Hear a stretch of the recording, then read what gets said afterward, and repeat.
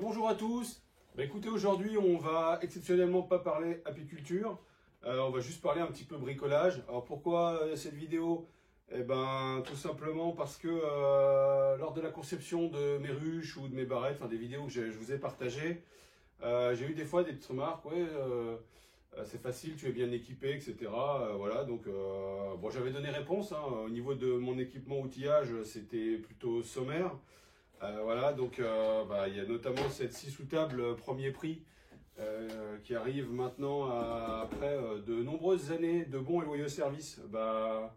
Voilà, pas à la fin puisqu'elle fonctionne encore très bien. J'ai juste envie d'avoir quelque chose de plus qualitatif. Donc je me suis fait plaisir. Enfin, Papa Noël m'a fait plaisir, merci maman, un petit peu en avance. J'ai reçu aujourd'hui donc ma nouvelle scie sous table. Donc de la marque DeWalt que je vais vous présenter aujourd'hui. Voilà, on va faire le déballage ensemble. Bon, vous aurez sûrement d'autres vidéos déjà mieux faites sur ce sujet-là. Voilà, je voulais juste faire le point sur mon outillage. Donc j'avais cette scie sous table. Voilà, je travaille avec ma scie sauteuse. Donc c'est la scie sauteuse de mon papa. Voilà, quelle année elle est, j'en sais rien du tout. Je l'ai déjà démontée, réparée, enfin bref. Je sais pas m'en passer. Entre-temps, on m'avait offert une marque de bricolage qu'on a en grande surface de bricolage. Voilà, je tairai la marque parce que j'en étais vraiment pas content. C'était vert. Voilà. Je sais qu'ils font des gammes bleues qui sont beaucoup plus sérieuses. Donc voilà, j'utilise ça. J'utilise, alors ça, voilà. Ça, c'est un cadeau de mon beau-père. Voilà, on se rend compte de l'année la visseuse. Donc elle fait pas perceuse, elle fait juste visseuse. Voilà, j'utilise ça. Et enfin, j'utilise ça depuis assez récemment. Voilà, c'est un de mes meilleurs amis qui s'en servait plus et qui me l'a donné. Voilà, il m'en a fait cadeau. Il m'a dit, écoute, si ça peut être utile. Voilà, donc du coup, je perce là, je visse là, je scie là avec ça. Voilà, écoutez, mon outillage se résumait globalement à ça. Et puis, j'ai d'autres passions que le bricolage et l'apiculture. Voilà, je ne cacherai rien, tout est noté là. Donc j'ai voulu pareil, avoir du qualitatif parce que j'aime bricoler le bois. Et donc j'ai vendu une machine et vous avez sûrement vu dans mes autres vidéos, donc du coup j'ai la fameuse scie anglais, je vais vous montrer. Donc voilà pour la scie anglais que vous avez l'habitude de me voir utiliser. Donc voilà pour le modèle, pour ceux que ça intéresserait. Alors globalement cette scie anglais radiale, j'en suis super content. Voilà, c'est un outil que j'ai trouvé d'occasion. Beaucoup de qualité, j'ai qu'un seul défaut, pas de butée de profondeur de coupe. Voilà, vous coupez le bois entièrement, vous ne pouvez pas vous arrêter à mi-bois, c'est pas possible avec cette scie. D'où la conception d'un chariot de coupe que je n'ai d'ailleurs jamais utilisé. Voilà. Bon, enfin bref, donc j'avais vendu une machine pour acheter cette scie anglais et puis ce que vous m'avez vu utiliser aussi. C'est ce rabot d'Ego, une vieille Kitty des années 90 avec un aspirateur à copeaux premier prix de chez Leroy Machin.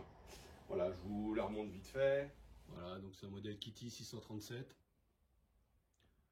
Voilà, ça doit être de 93, je crois, de souvenir. Et bon, j'ai eu beaucoup de difficultés à la régler, les plateaux étaient pas parallèles. Enfin, moi, j'ai bien galéré au début et puis maintenant ça fonctionne plutôt pas mal. Bon, c'est pas une bête de course, mais au prix que je l'ai payé, voilà, j'ai pas trop à me plaindre. Et puis pour l'aspirateur à copeaux, voilà, il fait le taf. Donc voilà pour la petite parenthèse concernant le matériel que j'utilise pour bricoler mes ruches.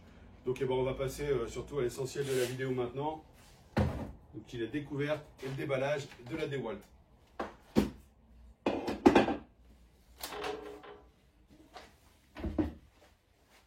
Alors ça, c'est actuellement, vous l'aurez vu aussi, c'est ce qui me sert. De scie sous table, c'est sa fonction première, mais également d'établi. Voilà, là, je fais tout là-dessus, c'est ma table d'établi. Donc avec cette scie, j'ai regardé quelques vidéos de gens qui font des établis pour adapter leur scie, qui normalement est une scie portative de chantier, mais ils arrivent à faire quelque chose de fixe qui est bien.